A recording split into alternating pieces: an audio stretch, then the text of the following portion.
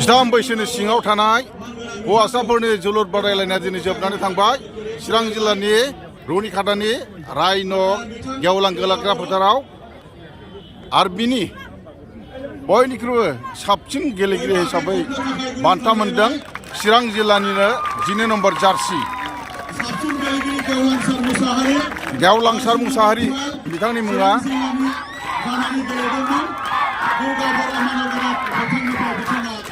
दिनै साबसिन गेलेगिरिनि बान्थाखौ बिथाङा नाजावबाय आरो बे बान्थाखौ गथायहरनायनि थाखाय मुंदांखा फुटबलार दुर्गा बर' बिथांनिसिम रोजा रोजा साबायखर बावबाय। बान्थायाव दङ देरहासार काप माने बेस्ट प्लेयार काप आरो चिरां जिल्लाया 3 गल होनानै देरहासार जाबाय उदालगुरिया 1 गलल' होनो हानानै जेनबाय। बांसिन गल सोगिरि दासिमाव बिथाङा जागायजेननायनिफ्राय लानानै 8 गल सोबाय। बिथाङा चिरां जिल्ला गेलेग्रा हान्जानिनो बिथांनि जार्सि नाम्बाराबो 12 आरो बिथांनि नामाबो गेवलांसार मुसाहारि बिथांखौ सिगाङाव फैनानै बान्थाखौ नाजावफैनो खावलायबाय। गेवलांसार मुसाहारि बिथांनि मुङाबो एखे नुदों ना मानसिखौ एखे नुदोंना आरो बिथांनो बे समाव बांसिन गल होगिरिनि जिखिनि बान्था बेखौ गथायहरनो थाखाय जाखांफुनाय emerging footballer national player Manbir Basumatary बिथांखौ बे समाव बान्थाखौ गथायहरनो थाखाय खावलायबाय।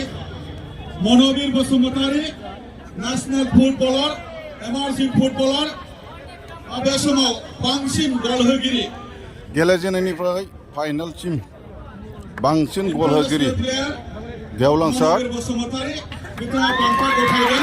बिथाङाबो चिरां जिल्लानिनो गल सोनो हानाय गेवलांसार मुसाहारि बिथांनो बिथाङा गासै 8 गल सोदों गेलेजेननायनिफ्राय फाइनालसिम 8 गल सोनानै साबसिन गल होगिरि बान्थाखौ मोननो हादों गेवलांसार मुसाहारि चिरां जिल्लानि। बे समाव हांख्रायनो लुबैदों साबसिन गल हमग्रा बेस्ट गलकिपार बिथाङा चिरां जिल्ला गेलेग्रा हान्जानिनो बिथांनि मुङा सुजित बसुमतारी बिथांखौ सिगां फारसे फैनो खावलायबाय। बे बान्थाखौ गथायहरगोन अपर्ना नार्जारी गेलेजेननायनिफ्राय बेस्ट गलकिपार फाइनालसिम बयनिख्रुइबो साबसिन बल हमथानो हानाय किपार बेबो चिरां जिल्लानिनो बिथाङाबो बान्था मोननो हाबाय। बेखौ गथायहरनो थाखाय गुरै खावलायबाय।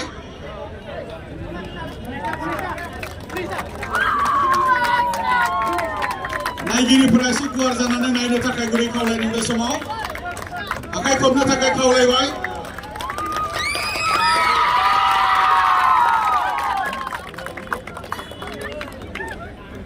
आरो बे समाव जोङो जोखांनायनि उनाव बिथांमोना उदालगुरि जिल्लानि जेननाय बान्थाखौ आजावबाय आलासि बिथांमोननिफ्राय आरो 30,000 रांनि चेक बेखौ गथायगोन मानिजाथाव एमएलए जयन्त बसुमतारी बिथाङा।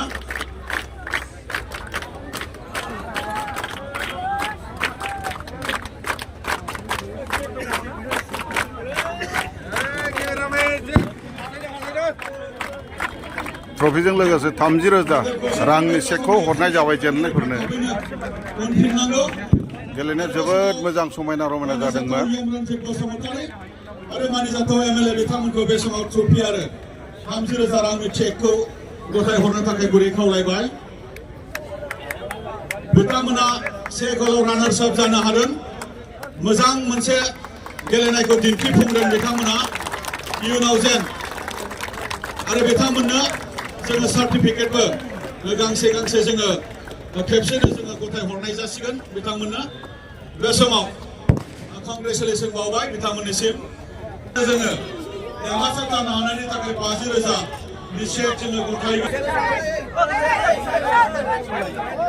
देरहासार बान्थायाव ट्रफिजों लोगोसे 50,000 रांनि बान्था हरफानाय जाबाय। चिरां जिल्लाया देरहाबाय 3 गल होनानै उदालगुरिया 1 गल होनानै जेनबाय। ट्रफिजों लोगोसे 50,000 रांनि चेकखौ हरनाय जाबाय आलासि बिथांमोना।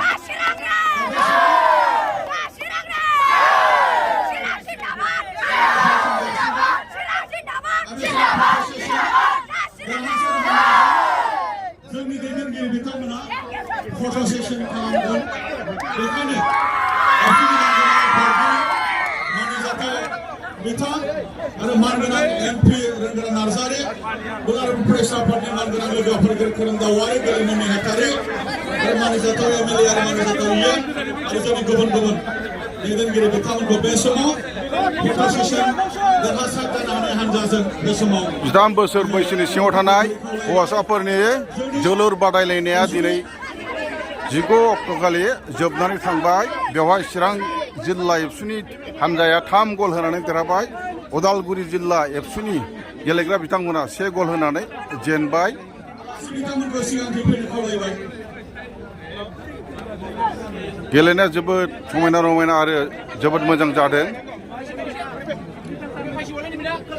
चिरां जिल्लाया थांनाय बोसोरावबो देरहासार जानो हादोंमोन आरो देग्लायबो देरहासार जानो हाबाय।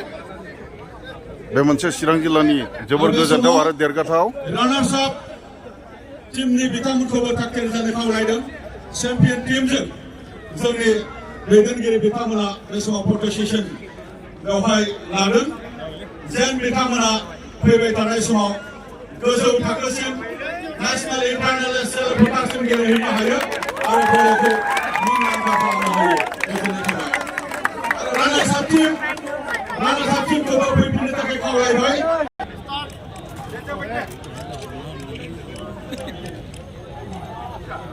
आरो बे समाव फुकन बर' देरहानायनि मोनसे रंजानाय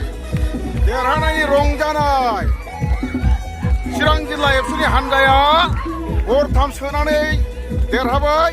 उदालगुरि जिल्ला एबसुनि हान्जाया 1 गल होनानै जेनबाय।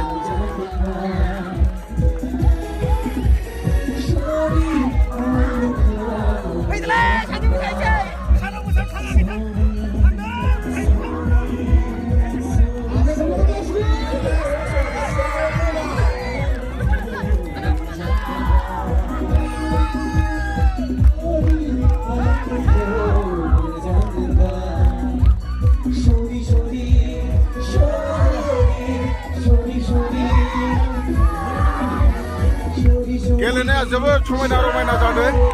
नारा नाथा नाजानायजों चिरां जिल्लाया देरहानो हाबाय।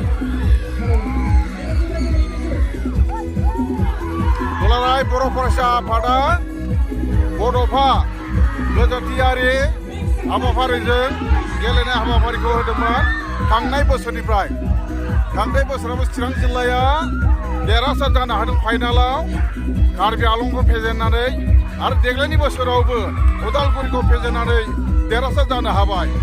बे चिरां जिल्लानि जोबोर गोजोनथाव आरो देरगाथाव। बै जों दान्दिसे मोसानो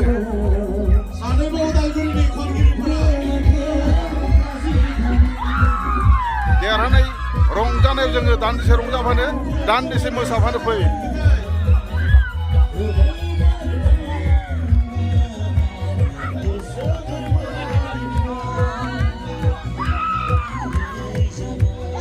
रंजा बयबो मोसा रंजा बयबो मोसा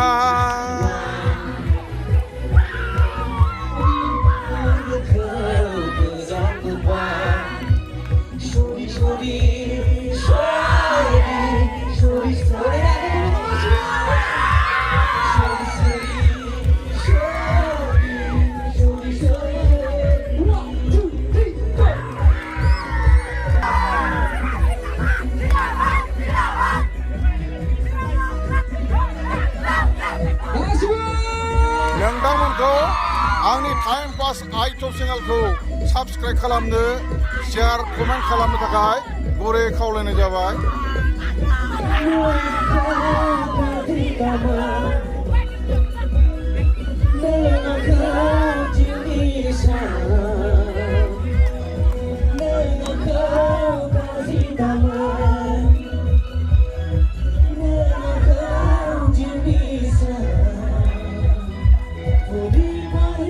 देरहासार बान्थाया ट्रफिजों लोगोसे गासै नोगोद 50,000 रां आरो जेननाय बान्थाया ट्रफिजों लोगोसे गासै 30,000 रां हरनाय जादों। साबसिन गेलेगिरिखौ चिरां जिल्लानिनो मोनदों आरो बांसिन गल होग्राखौबो चिरां जिल्लानियानो मोनदों आरो बयनिख्रुइबो साबसिन किपार हिसाबै चिरां जिल्लानियानो मोनदों बे जोंनि चिरां जिल्लानि जोबोर बाख्नायथाव गोजोनथाव आरो देरगाथाव रंजाथाव